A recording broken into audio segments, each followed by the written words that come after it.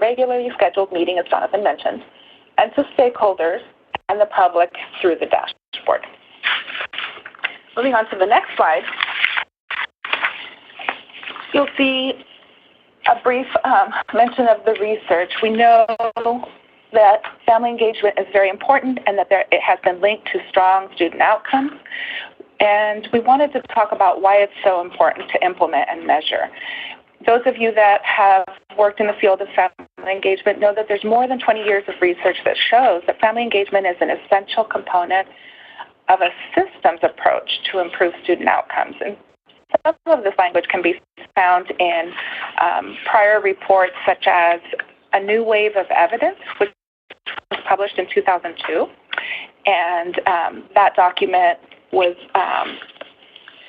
contributed to by Ann Henderson and Karen Mapp. And there's a statement in that document that you may wish to take note of that says, taken as a whole, studies on the impact of parent engagement found a positive and convincing relationship between family involvement and benefits for students, including improved academic achievement. This relationship holds across families of all economic, racial, ethnic, and educational backgrounds, and for students at all ages. So basically, the research shows that parent and family engagement contributes to improved student outcomes on the one hand, helping them to build the pathways to college and career readiness for all students, and on the other hand, is an essential component of a systems approach to continuous improvement. This takes us to the next slide, where you see another resource that highlights the importance of family engagement as an essential component of a systems approach to continuous improvement. This one was authored by WestEd, and in the 4 domains for rapid school improvement, we see more of a conversation around how successful continuous improvement efforts depend on many different people working together to achieve just incredible results. Attaining the necessary level of commitment to achieve these results, however, we know takes a dramatic shift in the culture towards high academic expectations and a concerted effort, a partnership effort. State, district, and school leaders engage families to support their children's learning and the overall improvement effort. And a positive climate then reflects a supportive and fulfilling environment where learning conditions exist that meet the needs of all students, and people are sure of their roles and relationships in student learning, and the culture values trust, respect, and high expectations. If you're interested in looking at that document, you're welcome to do so. The next slide sums up what the research tells us with respect to improved student outcomes. And we know specifically that students from schools and districts with meaningfully engaged families adapt better to school and attend more regularly, have better social skills and behavior, they earn higher grades and test scores, and they graduate and go on to post-secondary opportunities at better rates. Again, the bulk of this presentation is not on the research, but we wanted to spend a few minutes going over this as it relates to not only the implementation, but the measurement conversation. And you'll see on this slide a list of some of the references. Sandra will be going over several other resources later in her presentation. But I hope this helps in kind of talking about the why we measure family engagement and why we want to see it fully implemented. With that, I'll turn it over to Leanne, who will be discussing the elements of Priority 3 and the local indicator for this priority. Good afternoon. My name is Leanne Sabacochata, and I'm going to talk about the State Board of Education adopted self-reflection tool. So the CBE provides the SBE adopted self-reflection tool for districts, charters, and county offices of education to use for the local indicator for Priority 3 on the dashboard. So in the tool, the approach explains how LEAs will go about providing evidence, and in this case, LEAs must provide a narrative summary of their progress toward, number one, seeking input from parents and guardians in school and district decision-making. This includes County Office of Education schools as well. And number two, promoting parental participation in programs. The summary of progress must be based either on information collected through the surveys of parents and guardians, which is option one, or on other local measures, which is option 2, and we'll discuss those options in a little more detail in the following slides. It's important to remember that the self-reflection tool is not the survey or the local measures, but it's a tool to help the LEA prepare their narrative summary using the information collected from those surveys or local measures. So let's take a look at option 1, which is the survey. So if the LEA administers a local survey to parents and guardians in at least one grade within each grade span that the LEA serves, so for example, K through 5, 6 through 8, or 9th through 12th, the LEA will summarize the following in the text box provided in the dashboard. So number 1, they need to talk about the key findings from the survey related to seeking input from the parents and guardians in school and district decision making. Number 2, they need to discuss the key findings from the survey related to promoting parental participation in programs. And number 3, why the LEA chose the selected survey and whether the findings relate to the goals established for other LCFS priorities in the LCAP. So if your district has chosen to use a survey as a self-assessment tool, we have some suggestions for you to consider. It's a best practice to use a professionally developed survey that adheres to professional standards to avoid leading questions, bias, and other complications that may render the data collected less descriptive, accurate, or useful. However, this does not mean that districts are limited to off-the-shelf surveys, but for custom-designed surveys, we recommend collaboration with a professional with expertise in survey design to avoid those particular issues. Surveys are also another opportunity to engage with a diverse group of stakeholders, not only to receive their answers to survey questions, but to solicit input on what should be asked in the survey to fully illustrate the context and the progress made on the local indicator. Additionally, the LEA may want to consider how to best implement the survey in order to maximize participation and representation. LEAs may want to consider different strategies for increasing access, such as providing surveys in the primary language of the participating parent, or providing multiple ways to receive or submit the survey, such as online or in paper form, or administering surveys when parents are already interacting with the school, district, or county, such as during parent-teacher conferences or home visits or enrollment or graduation, etc. Surveys should be revisited regularly to ensure the questions being asked are still relevant and that the information being collected is the information needed to inform progress. Does the current survey require improvements or changes? Is the current survey providing you with meaningful and valid information, and how do you know? So these are things that you can reflect upon if your LEA has chosen to use the survey. The other option is option 2 for the local measures.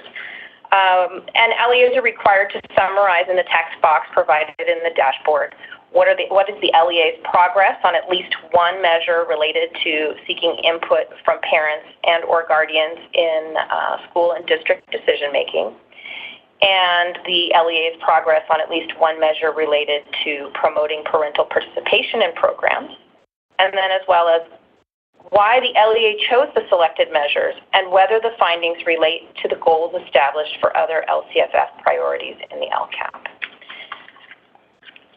So some examples of what you might choose for local measures include, under the heading of seeking input in school and district decision making, could have the measure of teacher and administrator participation in professional development opportunities related to engaging parents and guardians in decision making, the measure of participation by parents and guardians in trainings that also involve school and district staff to build capacity in working collaboratively, or the measure of parent and guardian participation in meetings of the local governing board and or advisory meetings.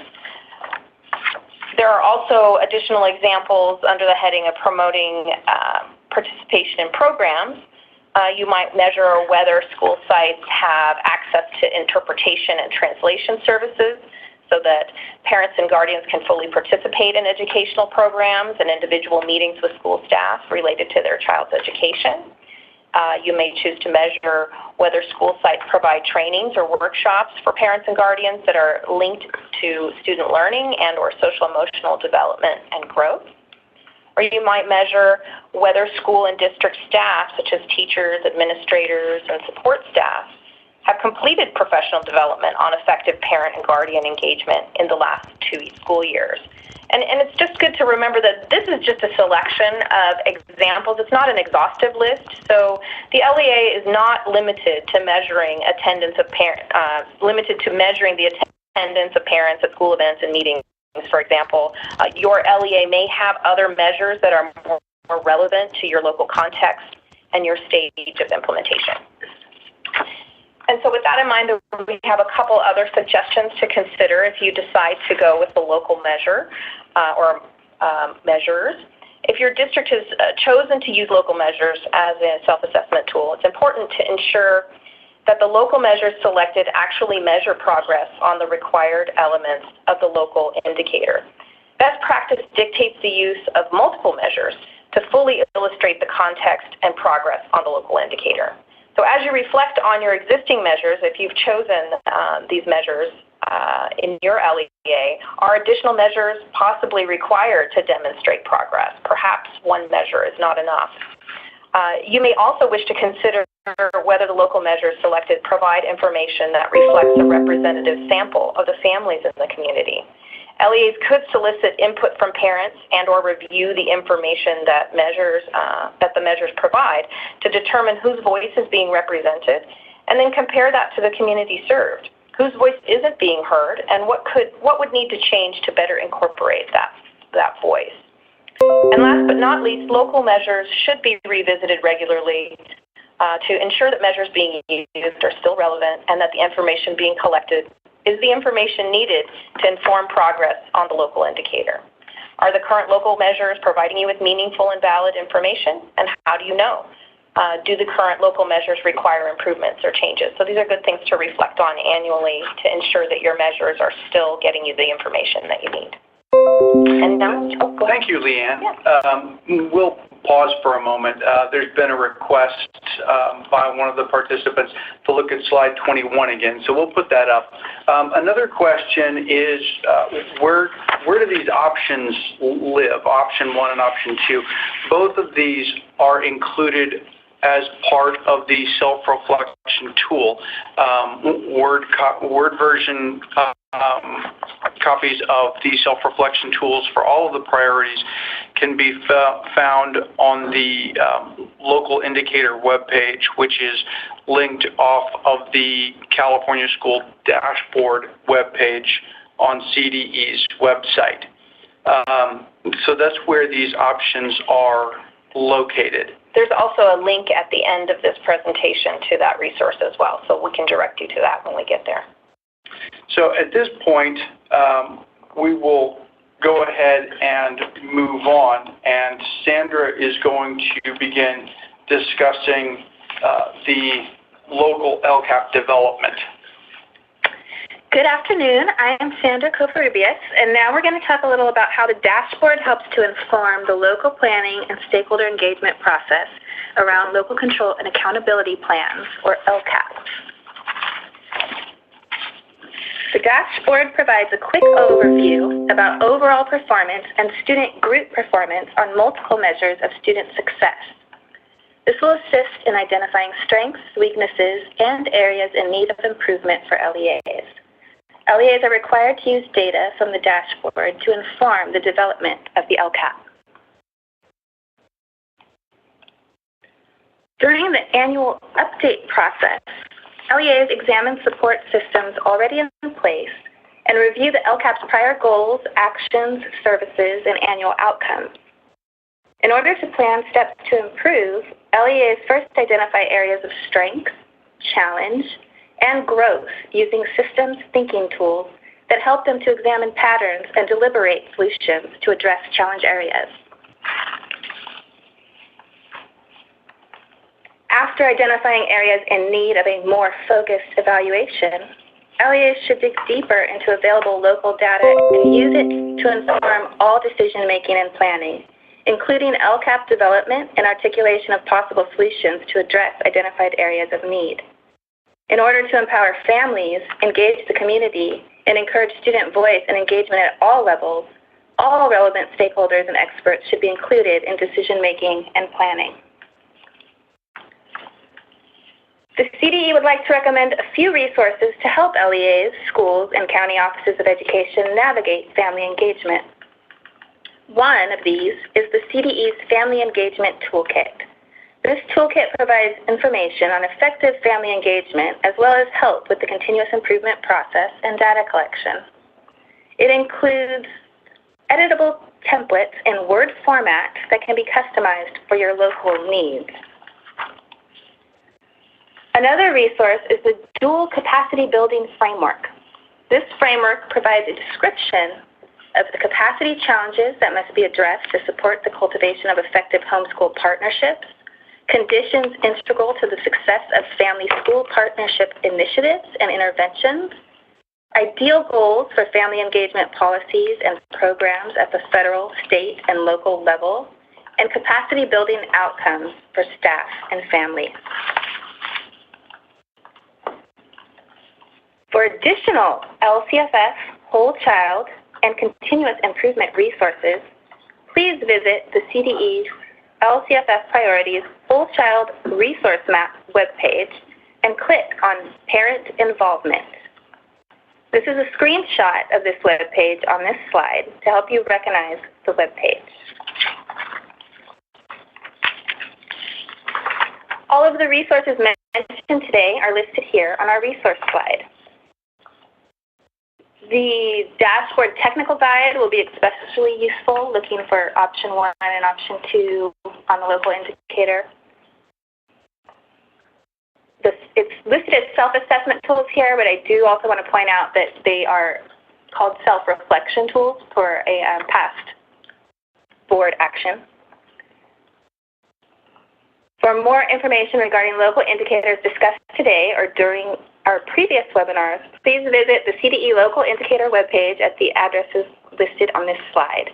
Word format versions of the self-reflection tools for each local indicator are also available in the CDE Dashboard Technical Guide.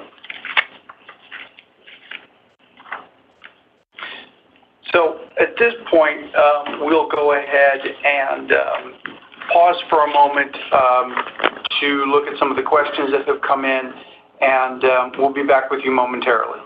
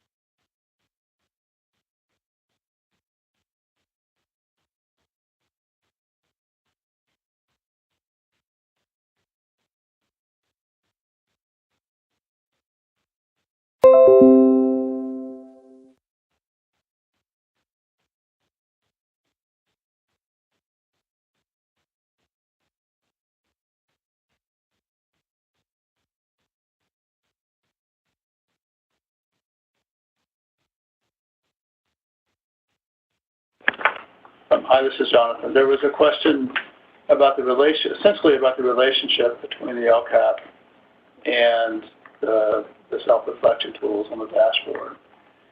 And I think, one way to look at it would be when addressing priority 3 of the LCAP, you have metrics in the LCAP, perhaps their expected annual measurable outcomes for priority 3. That you're using to address priority 3 in the LCAP.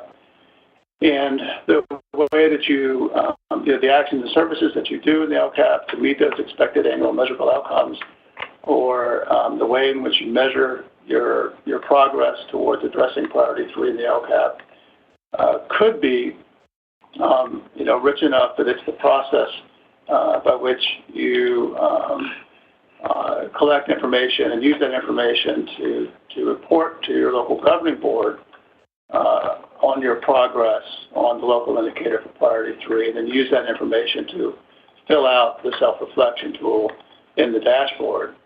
But in terms of referring from one to the other, the LCAP and the dashboard aren't necessarily, they're somewhat decoupled from each other. And you address priority 3 in the LCAP, and then in the dashboard you complete the local indicator work. I hope that's helpful. So we have another question that asks whether or not a parent survey has to be given every other year in order to address the local indicator. That's actually confusing priority 3 and priority 6. Priority 6 related to school climate is the one where the survey has to be given a minimum of every other year in order to report met. There's not actually a requirement related to parent surveys and priority 3 in terms of the local indicator for priority 3. So we'll pause again and take a look at some more questions and be back in a moment.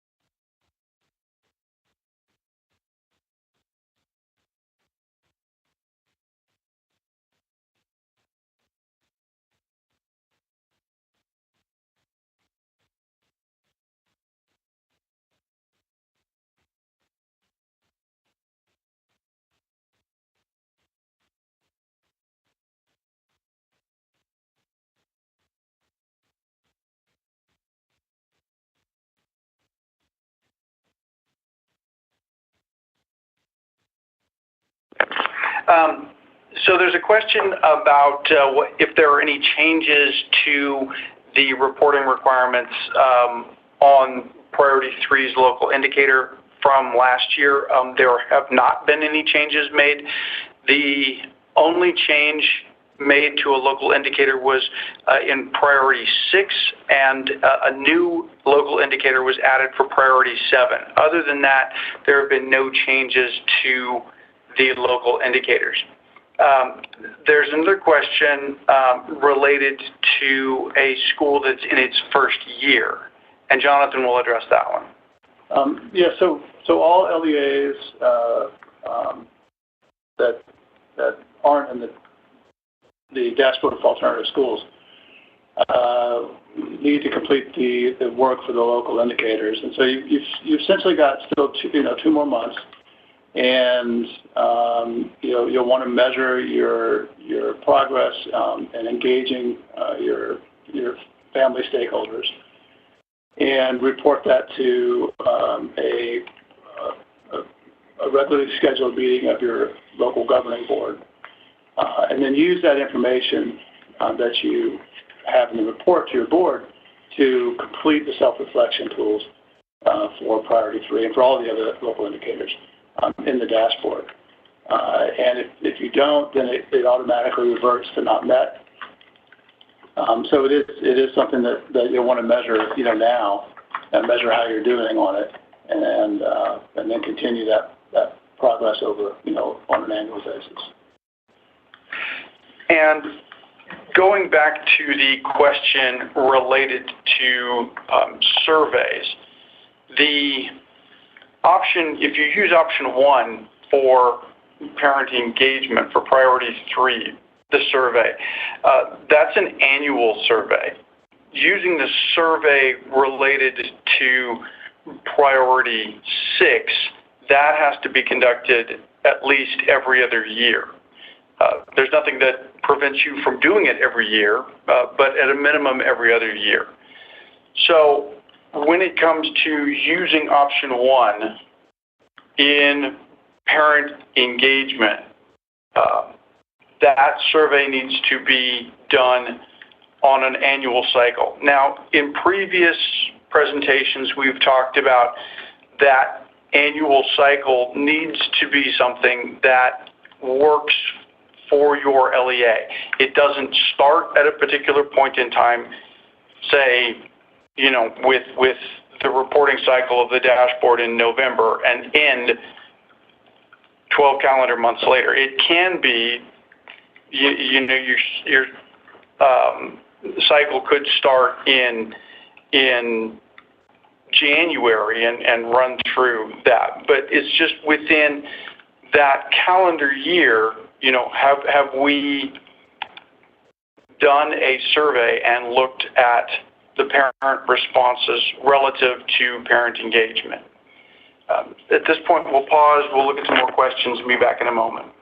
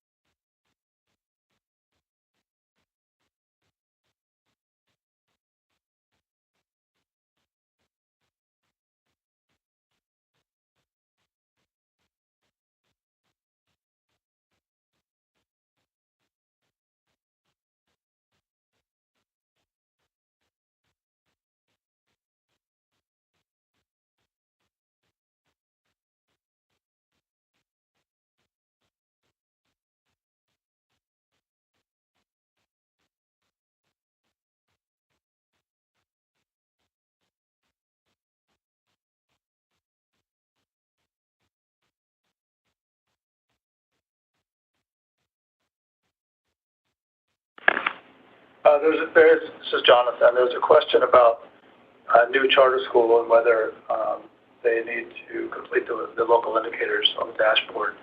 And so the short answer is yes. You do want to do that. If you don't, it'll show not met on the dashboard. So that is something that all new schools will want to do.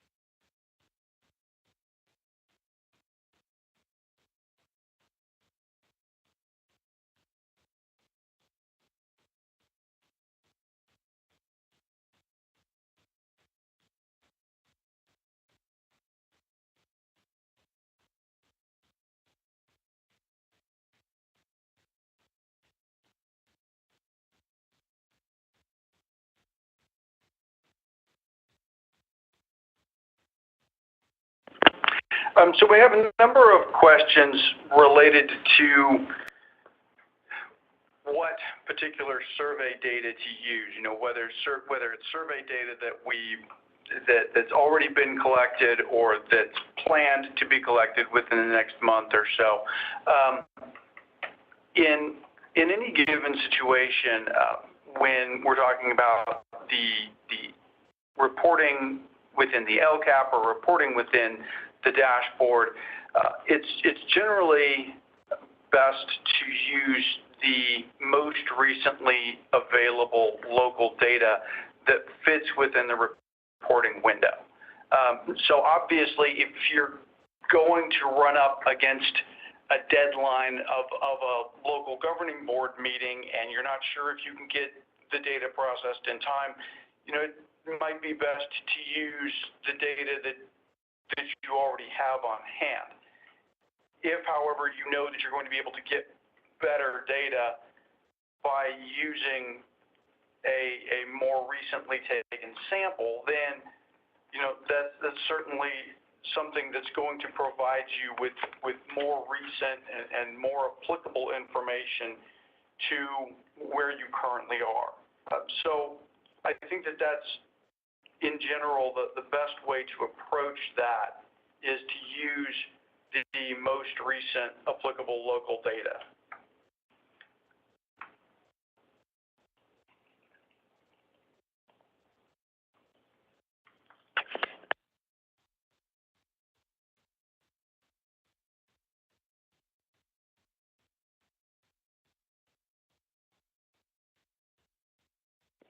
So there's a question here actually related to priority 6 in the local indicator, asking if priority 6 was addressed last year and it therefore doesn't need to be addressed this year. Do they simply mark met for this current year?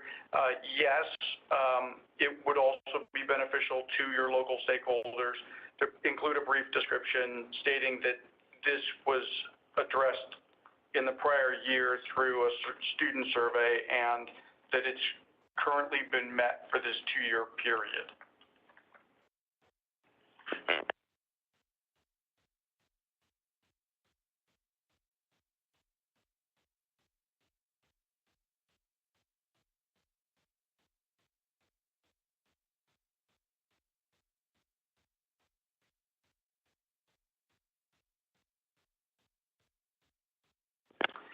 At this point in time, we're going to bring the presentation to an end.